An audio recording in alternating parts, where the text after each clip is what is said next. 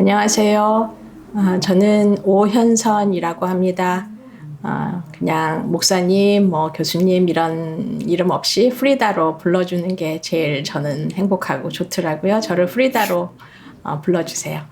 예, 저는 한국예수교회 연대의 공동대표로 일하고 있고요. 함께 즐거운 영적 또 변혁적 순례를 함께 해 가고 있습니다.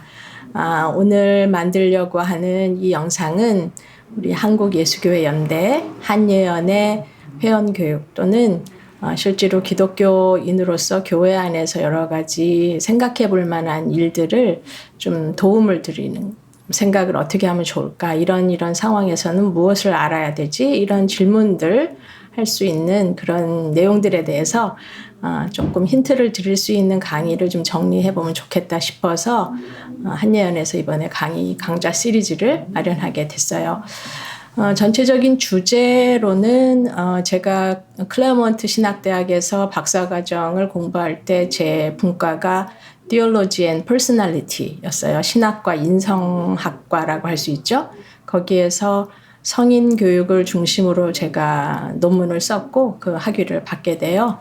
그래서 실제로 실천신학 안에 기독교 교육이라는 전공으로 활동은 하지만 실제로 저는 실천신학자로 교회에서 일어나는 여러 가지 일들에 대해서 교육적인 지원을 하는 내용들을 사회적 또 역사적 신학적 관점에서 해석하고 나름대로 연구해서 실질적으로 성도들이나 신학생, 목회자들이 현실에서 적용하고 생각해야 할 부분들을 좀 돕는 그런 것을 기독교 교육이라는 측면에서 풀어내서 강의를 하고 있습니다. 그래서 제가 신학교 호남신학대학에서 일을 한 11년을 했었고 그 이후에는 프리랜서로 자유롭게 공간 엘리사벳이라는 저의 1인 연구소를 통해서 강의를 하고 있고요. 그리고 이번 강의는 특별히 이제 그동안에 제가 학교를 나온 이후에도 제자들이나 또는 특별한 관계가 깊지 않았던 제자들도 실제로 전화를 해서 이런 부분은 어떻게 하면 돼요 하고 질문을 많이 받았고, 또 제가 활동하던 40대에도 전국적인 어떤 강의를 교회 단위로 할 때 성도들이 교회에서 묻지 못하던 이야기들을 저에게 와서 묻곤 했던 이야기들을 좀 추려서 도움이 되는 강의를 좀 하면 좋겠다 이런 생각을 하게 됐어요. 그래서 어떻게 보면 전체적인 이 강의의 흐름은 우리의 내면을, 우리의 셀프라고 하는 이 자기, 이 셀프를 어떻게 형성하고 크리스찬으로서, 그리고 교회라고 하는 기독교 공동체의 다양한 모습 속에서 그 안에서 관계들을 어떻게 좀 편하게 잘 해갈 수 있을까를 도움을 드리는 강의, 그리고 나아가서는 영적으로 내가 어떻게 하나님과 또 사회와 역사와 자기 자신에게 합일하고 일치되고 또 깊은 내면의 행복감 속에서 신앙을 해 갈 수 있을지 그런 영성적인 지원을 하는 강의를 쭉 해보려고 하는 생각을 가지고 있어요. 그래서 1강은 이렇게 시작하고 2강은 시작하고 이런 부분들을 강의 영상 앞에 넣어서 설명을 잠깐 드리도록 하겠습니다. 그래서 오늘은 이제 제가 개인적으로는 안수를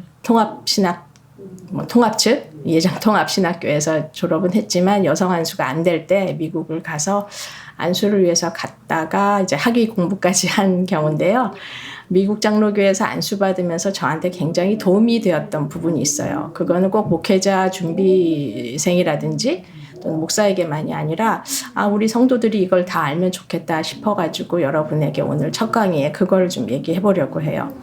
교회 공동체이지만 교회 공동체도 어떤 힘의 관계가 오고 가고 직조되어 있어서 그것이 표현이 되고 발현이 되고 그것으로 인한 영향을 주고받게 되는 공동체이기 때문에 오늘의 강의는 교회 공동체, 기독교 공동체 안에서 관계 형성에 있어서 어떤 인식을 기본적으로 서로 해야 하는가, 그 부분에 대한 얘기로서 어떻게 보면은 셀프 포메이션, 나를 어떻게 형성해야 되는가, 그거에 대한 강의를 드리고 첫 번째 강의는 아마도 그런 직권 남용이라고 하는 용어라고 할 수 있어요. 교회 안에서 자신의 직권, 힘을 어떻게 활용하고 사용하느냐에 따라서 그게 남용이 될 수도 있고 또 도움이 될 수도 있는데요. 그런 관계에 있어서 무엇을 생각하고 어떤 점을 주의 깊게 살펴야 하는지 그 부분을 좀 안내하려고 해요. 그리고 그 이후에 2강은 서로 간에 우리가 담장을 세우게 되는데 바운더리라고 할 수도 있죠. 그런 경계의 담장을 어떻게 건강하게 세워갈지 그거에 대한 강의를 하려고 합니다. 우선 오늘 처음 부분에 관한 얘기를 시작하려고 해요. 말씀드렸지만 교회 공동체는 사실 많은 존재들이 함께 하고 있는데 다양한 사람들이 모여 있는데 실제로 대표된 것은 그냥 위임받은 어떤 리더십을 위임받은 사람들이 의논하고 결정하고 그것을 수행하는 사람들로 이렇게 나눠져 있다고 볼 수가 있어요. 그리고 결정하는 사람, 수행하는 사람, 그리고 그 양자 사이에 일어난 일들에 단순 참여하는 사람 이렇게 볼 수 있거든요. 근데 그렇기 때문에 그 안에서 위임된 힘을 잘못하면 남용해서 민주적인 교회 공동체 또 개신교 정신 안에서 상당 부분 굉장히 중요한 정신이 민주주의적 대화와 모임을 지향하는 건데 그런 민주주의에 관한 인식을 덜 할 때 이제 많은 문제가 있어서 그 부분에 있어서 이제 구체적으로 자신의 힘, 권력이라고도 할 수 있는데 그것을 나쁘게 얘기하면 막 권력 남용, 직권 남용 이렇게 되지만 우리 누구나 다 자신의 힘을 가지고 있잖아요. 그 힘을 어떻게 서로 교류해야 되는지 그 부분을 좀 얘기를 하겠습니다. 그것을 저는 이제 관계 형성 또는 관계 환경이라고 할 수 있는데 그 관계 환경에 있어서 우리가 고려해야 되는 지점 몇 가지 요소들을 설명하려고 합니다. 첫 번째 우리가 그 권력이라고 하는 힘이라는 용어는 굉장히 중립적인 용어이지만 실제로 그것을 행하고 발현하는 사람의 위치에 따라서 권력이 되기도 하고 또 약한 힘을 가진 사람은 그보다 좀 낮은 위치에 서열화되는 경험을 하게 되죠. 그래서 그런 권력의 힘이 위에서 아래로 흘러가는 방향에서 좀 더 상층에 있는 사람들이 가지고 있는 요소 그리고 그렇지 않은 한쪽의 사람들 거기에서 우리가 어떤 요소를 볼까? 그 내용을 좀 요약해서 한 2, 4, 6, 8, 10가지 정도 요소가 있네요. 그 10가지 정도를 좀 설명을 드리려고 합니다. 따라오고 계신지 모르겠네요. 네. 교회 공동체만이 아니라 우리가 가정에서도 그렇고 개인의 관계에 있어서 항상 힘이라고 하는 권력 작용이 아주 보이지 않게 또는 가시적으로 또 보이지 않게 오고 가고 있는데 그 안에서 그 힘의 작용을 하는 요소들을 얘기하겠다라는 거예요. 그 요소의 첫 번째 요소는 역할. 둘의 관계에서 나는 어떤 역할을 하고 있나라는 것을 먼저 살필 수 있어야 해요. 항상 그걸 머리에서 외워서라기보다는 이걸 자꾸 연습하면 자연스럽게 되는데요. 어떤 만남에 있어서든지 역할이 주어져 있어요. 예를 들어서 교회 안에서 어떤 역할이 있죠? 사역자라고 소위 얘기하는 안수받은 사람 또는 안수받지 않지만 앞으로 안수를 받을 걸 생각해서 교회 교역자라고 하는 사람들이 있어요. 사역자, 전문 사역자라고 할 수 있겠죠. 그런 사람들의 역할이 주어져 있죠. 그리고 그 사람들과는 달리 안수, 목사가 되었거나 목사가 되려고 하는 사람들 이외에 실제로 교회 회중, 성도라고 불릴 수 있는 이 양자의 구조가 있죠. 그래서 이분들은 기독교인이라고 하는 공통점이 있지만 역할이 다른 사람들이죠. 근데 그 역할이 다른 사람들이 역할 관계에 있어서 힘이 작용이 될 때 그 힘은 누군가에게는 남용이 될 수도 있고 누군가에게는 좀 어려운 상황에 처하게 하는 힘이 될 수도 있기 때문에 특히 이제 저는 목사이고 교수이고 이런 사람이라서 평신도라고 하는 소위 성도들을 만날 때에는 이런 역할을 굉장히 주의해서 봅니다. 말을 내가 더 많이 하고 있지는 않은가? 내 생각을 은연중에 묻지도 않은 것들을 강요하고 있지는 않은가? 이렇게 내 역할이 갖는 힘 때문에 내가 그걸 아주 자연스럽게 얘기를 하고 솔직하게 얘기를 한다 해도 그것이 힘이라고 하는 관계, 역학 속에서 남용이 될 수 있고 억압이 될 수 있기 때문에 나는 지금 이 상대방과의 관계에 있어서 어떤 역할인가, 힘의 관계가 내가 위에 위치하고 있는지 아니면 하위에 위치하고 있는지 그런 부분들을 살펴야 된다라는 것을 말씀드리고 싶어요. 그래서 항상 상하, 위계 관계로 모든 관계를 계산하거나 재단할 수는 없지만 그것이 가져올 부정적인 영향 때문에 둘과의 관계 또는 어떤 조직적인 모임 안에서 내 역할이 이런 위계적 관계에 있어서 어느 위치를 점하고 있는지를 살필 수 있어야지 우리가 관계 환경을 좀 원활하고 건강하고 민주적인 환경을 만들어 갈 수 있습니다. 두 번째는 나이예요. 여러분도 우리 한국 문화 잘 아시죠? 먼저 만나면 나이부터 서로 알아야지 좀 편한 것은 나이 들고 경험이 많은 사람을 존중하고 공경하는 것은 좋은 문화이지만 그것이 다시 반복되지만 힘의 작용으로 작동할 수 있는 요소가 될 때 그 나이라고 하는 것은 중립 개념이나 아주 윤리적으로 고귀한 어떤 존경심이나 공경심을 발휘하는 계기로 사용되기보다는 나이가 많은 사람이 나이를 덜 가진 사람, 나이가 젊은 사람한테 어떤 위계관계를 형성할 수 있는 그런 요소이기 때문에 나이 많은 사람과 좀 어린 사람 관계에 있어서 누가 더 주의를 해야 될까요? 나이 많은 사람이 자신이 내가 나이를 먹었지만 이것이 힘으로 작동할 수 있다는 걸 인식을 해야 하는 것이 좋습니다. 특히 교회 안에서 굉장히 애매할 때 있어요. 목사이지만 역할에 있어서는 어떤 조금 더 존경받는 위치에 있을 수 있지만 나이로는 어릴 수 있잖아요.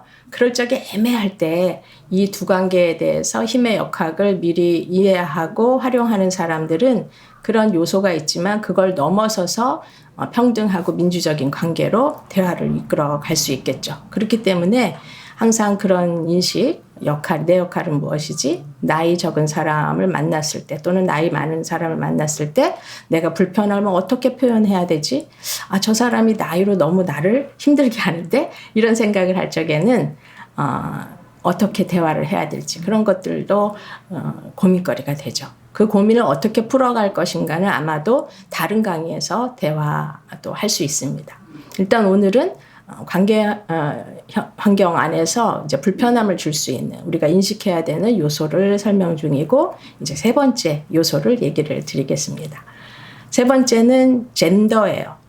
그러니까 젠더라고 하는 개념을 여러분이 이해를 하시면 좋겠어요. 그죠? 우리가 일상적으로 성별이라고 했던 이제 그것, 태어날 때 어떤 성을 가지고 태어났는가, 신체적인 구조가 다름에 따라서 우리는 남성과 여성으로 이름 지어져서 성장하고 생활하게 되죠. 근데 이제 생물학적 성이라고 하는데 그걸 떠나서 사회에서 주어진 또는 요즘은 어떻게 보면 자신의 성별을 스스로가 규정하고 찾아가고 정체화하는 과정에서 내가 정하는 나의 성별이 있죠. 그런 개념을 사회적 성별이라고 할 수 있는데 그걸 특별히 젠더라는 개념으로 표현을 해요. 그래서 나는 내 몸을 봤을 때 생식기나 생물학적 구조는 소위 과학적 여러 자료에 의해서 여성의 특성을 가지고 있지만 나는 여성이라고 하는 나의 신체보다는 내 마음속에서 내가 지향하는 성은 좀 다를 수 있다라고 했을 적에 나는 이런 젠더를 가지고 있어요. 라고 얘기를 할 수 있는 거죠.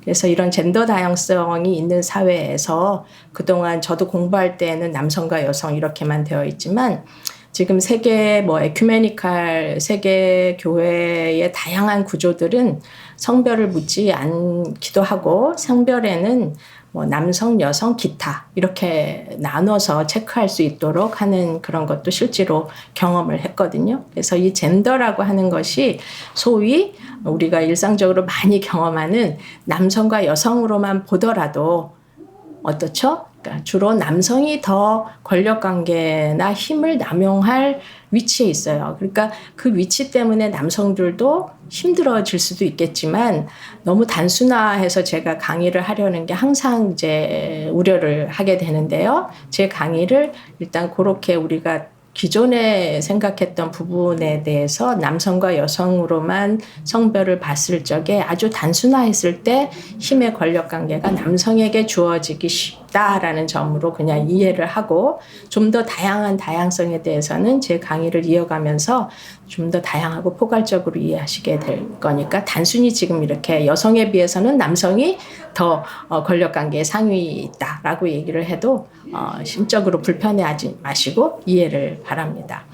일반적으로는 교회 안에서 여성의 목소리보다는 남성의 목소리가 더 표현이 자주 되고 쉽게 되고 있다는 걸 느낄 수 있기 때문에 일단 젠더에서는 그렇게 볼 수 있다. 그리고 남성과 여성을 포함해서 다른 젠더를 더 다양하게 포함할 때는 뭐 이성의 남성보다는 그 외의 존재들 이렇게 나눌 수도 있겠네요. 예. 그렇게 해서 세 번째 요소로 젠더 요소가 관계 환경에 있어서 세 번째 요소가 됩니다. 그리고 이제 네 번째는 우리 한국 사회도 2004년부터인가 그 다문화주의라는 개념을 어떤 대통령령으로 국정의 중요한 언어로 삼았던 시기를 지나서 지금 한국 사회에서는 굉장히 다양한 인종을 볼 수 있어요. 그래서 네 번째 요소는 교회 안에서도 여러분이 대부분 한국에서 태어난 우리가 소위 한국인으로 생각했던 것은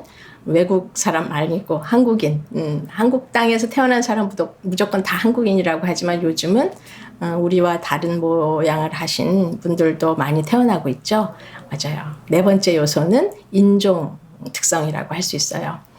교회 안에서 나 같은 모습, 한국인의 단일 민족, 또 단일 혈통, 예를 들어서 백이민족 이런 민족성과 어떤 국가 어떤 민족성이 강화되고 굉장히 그것이 하나의 요소로 믿어져 왔던 오랫동안 그것이 하나로 생각했던 우리 사회도 실제로 서울올림픽 88년의 올림픽 이후로 우리 한국 사회가 세계 사회에 드러나게 되면서 많은 이주민들이 한국에 관심을 갖게 되었고 많은 사람들이 찾아오고 특별히 인적 교류도 최근에는 많아지고 그래서 단기 취업을 하러 오시는 분들도 많고 또 국제화에 따라서 영어를 중심으로 하는 언어가 힘을 가지게 되어서 그 영어권에 있는 많은 사람들이 한국에 또 이렇게 일을 하러 오시기도 하고 또 실제로 아시아에서 우리 한국으로 노동 이주를 하시는 분들 또 혼인 관계로 결혼 이주자로 오시는 분들 또 그 2세들이 이제 태어나서 성장하고 앞으로는 이제 곧 3세대가 되는 일도 얼마 남지 않았는데요. 이렇게 인종이 다양한 사회로 우리가 사회가 흘러가고 교회 안에도 물론 다양한 인종이 지금 존재하고 있습니다. 그래서 권력관계로 본다면 소위 한국인, 사회학적으로 인종에 있어서 모양이 달라도 한국에서 태어난 사람은 한국인이라고 하고 주민등록증을 가진 누구나 다 한국인이라고 얘기할 수 있어요. 그래서 한국인이 누구냐 했을 때 김치찌개 잘 먹는 사람, 김치 잘 먹는 사람 뭐 이렇게 얘기하는 게 아니라 그냥 아이디라고 하죠. 자기 신분을 보여줄 수 있는 주민등록증이 내 이름으로 돼 있다. 나는 주민등록 번호가 있다. 그러면 그분이 다 한국인이에요. 그래서 그런 한국인과 그렇지 않은 사람이 있는데 미등록자라든지 소위 불법 체류자라고 하는데 그런 부분들로 물론 사회적 지위라고 그래요. 그걸 여건이 어떻게 형성되어 있냐, 당신의 신분이 비자 타입은 무엇이냐 또는 주민등록증이 있냐에 따라서 사회적 지위가 또 힘의 역학관계가 되지만 그것을 포함하는 말로 인종이라고 하는 걸 편하게 얘기했을 적에 소위 우리가 문화적 개념으로 정서적 개념으로 한국인이라고 생각하는 사람과 그렇지 않은 사람 그들 가운데도 분명히 한국인 주민증이 있어요. 근데 그럼에도 불구하고 주민증이 있어도 우리는 아직 그분들을 한국인이라고 인식하지 않을 때가 있어요. 그래서 교회에서 우리 한국말에 익숙치 아니하고 또 다른 문화나 음식이나 또는 다른 종교를 가지고 있어도 한국교회 공동체에 들어올 수 있는 사람들이 많이 있어요. 근데 그런 분들은 언제나 우리는 외국인으로 대하고 다른 이주민으로만 보려고 해서 그 안에서 힘의 권력 관계가 나타나서 우리는 아무리 표현을 한다 해도 상대방에서 불편하게 여길 수 있거든요. 그래서 등록인과 미등록인, 합법 체류자와 또 그렇지 않은 존재, 이런 것들이 인종에 관한 대화에 있어서 항상 여러 가지 요소가 포함되어 있어요. 그러나 단순하게 인종적으로 한국인 또는 그렇지 않은 사람, 이렇게 나눠 볼 수 있어요. 그래서 인종의 요소가 4번째고요. 5번째는 신체 요소라고 할 수 있어요.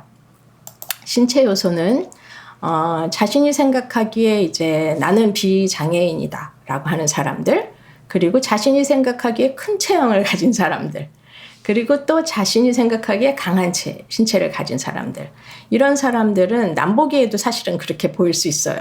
그래서 그런데 이제 그 한편으로 다른 편에는 장애를 인식하고 자신의 장애를 알고 있는 분들, 장애 때문에 불편을 겪는 분들, 또 저는 상대적으로 저보다 작은 체형도 있지만 주로 저보다 성인의 경우에는 요즘 청소년도 발육이 좋으셔서 일반화할 수 없지만 저는 주로 누가 봤을 때 작은 체형으로 많이 불리워지고 그렇게 인식이 돼요. 저처럼 작은 체형, 그리고 약한 신체를 가진 사람들, 나이가 들면서 근력도 빠지고 힘이 빠질 수 있고 또 신체가 크고 건장해도 또 약한 체형이 있을 수 있잖아요. 그래서 그 몸에 관한 것은 자기가 선택하는 것인데 일단 어쨌든 신체적인 요소가 다를 적에 우리는 그 안에서도 벌써 볼 때 위축이 되거나 또는 위축되는 사람은 늘 인식하기 때문에 위축하는데 이것이 힘으로 작동해서 누군가에게 아주 남용이 되고 또는 그런 힘이 과시적인 사람들은 실제로 별로 이런 걸 못 느끼세요.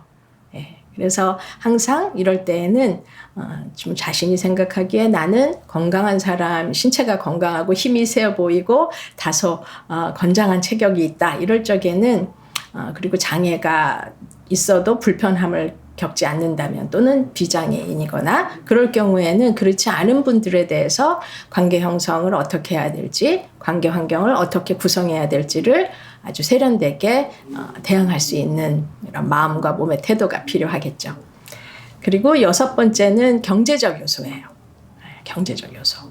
우리가 경제 요소는 실제로 말은 좀 뻔질하겠지만 돈이 많으냐 적으냐 이렇게 쉽게 이해할 수 있는 것인데요. 그런 경제력, 물건을 구매할 수 있는 구매 능력이라든지 자신이 원하는 것을 직접 돈으로 활용할 수 있는 그런 능력이 있는 사람들, 거기에 여유가 있는 사람들과 그렇지 않고 좀 부족한 사람들이 있어요. 빈부격차라고도 하고 어쨌든 외모에서도 그렇고 씀씀이라든지 또는 그런 부분도 교회 안에 있죠. 그래서 교회 안에서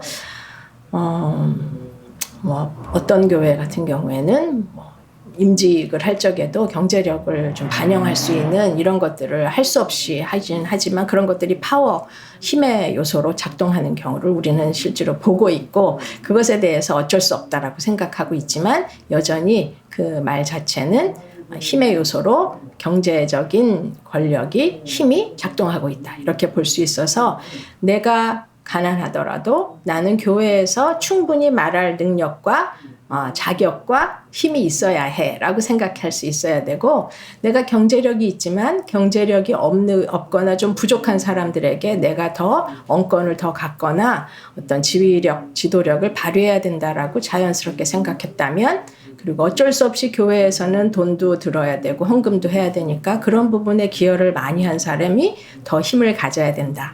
이렇게 생각하셨던 분들은 이 부분을 생각하셔서 관계 형성에 있어서 내가 좀 요소를 잘못 활용하고 있구나 이렇게 보시면 도움이 되겠죠. 그리고 그 다음에는 문화적 요소예요. 사실 교회가 기독교 종교 공동체이기 때문에 문화적 요소가 그리 중요하겠냐 하지만 문화 요소라고 하는 것은 정보에 대한 접근성을 말해요. 제가 여기서 표현하고 싶은 것은 교회 안에서 어떤 그 구석구석 또는 교회 안에서 일어나고 있는 일, 교회 안에서 있던 어떤 것들도 그 문화적으로 또는 자신이 그 정보에 접근하기 쉬운 위치에 있느냐, 그렇지 않느냐. 이 부분을 고려를 해야 된다는 거죠. 교회 공동체라면 어떤 정보 접근 능력을 소수의 당회원이라든지 당회가 구성되어 있지 않은 교회에서라도 주로 목회자 중심으로만 형성이 되어 있거나 또 그래서 전체 교인들이 알아야 될 그런 정보와 그렇지 않은 것이 이렇게 합의되지 않은 채로 구분되었을 적에 그것이 많은 것을 다르게 만드는 힘의 작용의 요소이기 때문에 문화적 요소를 제가 그렇게 또 표현도 했습니다. 그리고 다음번에는 심리적 요소이죠. 심리적 요소는 나의 심리 상태가 어떤가? 예를 들어서 내가 좀 생활의 리듬을 가지고 있고 내 삶의 경제적 자원이나 문화적 자원을 뭐 다 포함해서도 그렇고 또는 그거 꼭 관련이 없어도 내 자신이 심리적으로 좀 안정돼 있는 사람, 안정성을 가지고 있는 것. 심리적으로 안정하다라고 하는 것은 감정적으로 굴곡이 아주 심하거나 빨리 변하거나 이런 것이 없이 좀 안정되어 있는 사람과 그렇지 않고 그런 감정적으로 기복이 올 것 같은 그런 상황에서 그걸 극복할 수 있는 기술에 대한 정보를 얻지 못했거나 또는 교육을 받지 않아서 그냥 그대로 그 극복 기술이 빈약한 채로 있기 때문에 학대를 받는다든지 억압을 받는다거나 피해자 입장에서 쉽게 그렇게 처할 수 있는 사람들 간에는 권력에 있어서 차이가 나게 돼요. 그래서 실제로 그런 부분들을 가식적으로 만들어서 포장하듯이 할 수도 있겠지만 우리가 심리적인 안정성을 어떻게 교회 안에서 서로가 만들어서 좀 더 평화롭고 민주적인 대화를 해갈 수 있을지 그리고 내 삶의 그런 요소들을 영위하고 운영하는 데 있어서 나의 심리적 안정성은 어떻게 그럼 가져가야 될지 뭐 그런 것들이 앞으로의 이 강의 과정에서 필요한 요소이기도 하겠어요. 심리적 요소를 다 갖고 싶지만 그게 안 되는 게 또 사실이거든요. 그래서 오늘은 이 정도에서 어떤 요소들을 얘기하는 차원에서만 심리적 요소를 반영해야 된다, 인식하셔야 된다 얘기를 드리고요. 그 다음에 이제 사회적 요소가 있어요. 사회적 요소는 내가 누구에게 지지를 얼마나 받고 있지? 나는 나를 지지하는 공동체에 있나? 그리고 나의 성취에 대해서 누군가 감사하고 고마워하고 또는 이러한 일들로 인해서 내가 어떤 다른 일들을 또 할 수 있는 사회적 연관성을, 관계성을 가지고 있는지 또 그렇지 않은지 즉 소외되어 있는 사람인지 나는 정말 연결되기를 원하고 함께 하기를 원하고 누군가하고 지지받고 싶고 정죄당하거나 판단하는 게 아니라 그냥 내가 어떤 행동과 말을 하든지 그것을 일단은 존중받고 지지하는 공동체에 속해 있는지 아닌지는 한 개인에게 엄청난 환경의 차이를 주게 되죠. 교회 안에서 실제로 교회 공동체가 그리워서 교회 모임이 좋아서 나오지만 그 안에서 심리적 고독감을 느끼거나 소외를 느낄 때는 실제로 종교 생활이나 기독교 생활을 하지 않은 사람의 고독감보다 훨씬 더 무거운 어떤 외로움을 줄 수 있기 때문에 교회 안에서 성도들 간에 이런 부분을 살피는 것이 굉장히 중요합니다. 그리고 마지막 요소로서 생활 환경. 교회 환경뿐만이 아니라 그 사람이 처해 있는 생활 환경이 안전한 환경에 처해 있는 사람과 그렇지 않고 위기 속에 있는 사람들. 이런 사람들 간에는 엄격한 힘의 차이가 있어요. 그래서 어떤 심리적 안정과 물리적 환경의 안전성. 이거 굉장히 중요한 언어예요. 안정감과 안전감은 다른데요. 우리가 살아가면서 이렇게 안전감을 가지고 사는 것 그리고 그것은 혼자 만들어낼 수 없는 공동체의 과제이고 심리적인 어떤 그 안정성을 갖는 거는 또 다른 문제이죠. 그러니까 실제로 이 양자 안전성이나 안정감이나 안전감 이것은 혼자서 다 만들 수 없는 것이기도 하기 때문에 실제로 공동체에서 이 부분에 위기를 경험하고 있는 사람이나 소외감을 얻고 있는 사람들에 대해서는 특별히 우리가 신경 써서 예의를 가지고 만나야 되는 그런 요소로 기억해 주시면 좋겠습니다. 이 정도로 번호를 하나, 둘, 셋, 넷, 다섯, 여섯, 일곱, 여덟, 아홉, 10개 정도 그 이상 요소를 지금 말씀드렸는데요. 다시 한번 혹시 노트를 못 하셨을까 봐 요소만 제목만 읽어 드릴게요. 예. 우리가 심리적 환경을 모두 포함해서 교회라고 하는 관계 형성, 기독교 공동체 안에서 관계 환경에 대한 요소로 역할, 나이, 젠더, 인종, 신체 요소, 경제 요소, 문화 요소, 심리적 요소, 사회적 요소, 생활 환경 이 정도를 말씀드렸습니다. 그래서 이렇게 양자로 대별되는 구조이지만 이 속에서 힘을 좀 가진 사람이 좀 그렇지 않은 상대편에게 배려하는 건 굉장히 중요한데 그 배려감이 지나칠 적에는 이게 시혜적인 관계로 상대에게 느껴졌을 적에는 그 행동이 실제로 더 문제가 될 수 있어요. 그러니까 우리가 어떻게 배려를 하는 것이 서로를 존중하고 상대방이 기쁜 환대 또는 포용되고 있다라는 느낌을 가질지는 특별히 제가 후자로 얘기했던 약자의 위치에 있는 사람들보다는 그렇지 않은 사람들이 훨씬 더 많은 고민과 자기 성찰을 해야 되는 요소입니다. 그래서 오늘 첫 번째 강의는 이렇게 관계 환경에 있어서 우리가 직권남용을 할 수 있는 사람들이 살펴야 되는 요소들을 설명드렸습니다. 자신을 좀 살펴보시고 내 안에 저절로 온 것 같은 요소이지만 실제로 그게 타인에게는 힘의 관계에 있어서 내 힘을 남용하고 있었던 것은 아닌가를 살펴보시면 좋겠고요. 그렇지 않고 좀 나는 약자라는 입장에 처했다고 생각하시는 분들은 그것으로 위축되시지 마시고 그런 것 아무 상관없이 나는 한 존재로서 하나님 앞에 또 교회 공동체 안에서 한 사람의 몫을 할 수 있다라고 하는 자긍심도 가지셔서 불편함이나 또는 어떤 심리적인 고통을 받은 적이 있다면 그것을 얘기할 수 있는 교회 문화로 바꾸어가는 주체로서 활동하실 수 있다라는 자긍심을 가지시면 좋겠습니다. 예, 1강은 여기서 마치도록 하겠습니다. 경청해 주셔서 감사합니다.